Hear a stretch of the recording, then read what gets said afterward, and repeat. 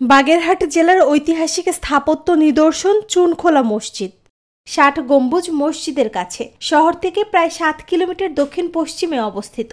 ধারণা করা হয় ১৫০০ শতাব্দীতে খানজাহান আলীর শাসনামলে এটি নির্মিত হয়।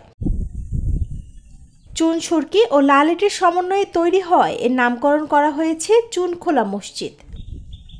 বর্গাকার এই মসজিদে রয়েছে একটি গম্বুজ, ৪ কোণায় ৪টি মিনার সদৃশ্য স্তম্ভ এবং পূর্ব দিকে ৩টি প্রবেশদ্বার।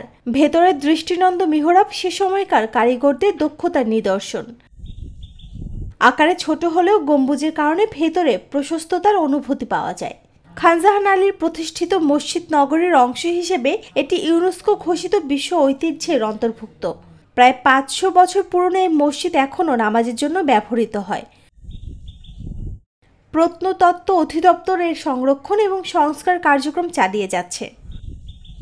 চুনখোলা মসজিদ শুধু একটি ধর্মীয় স্থান নয়, বরং বাংলার সুলতানি যুগের স্থাপত্য শৈলী, সামাজিক ও ধর্মীয় ইতিহাসের এক জীবন্ত সাক্ষী।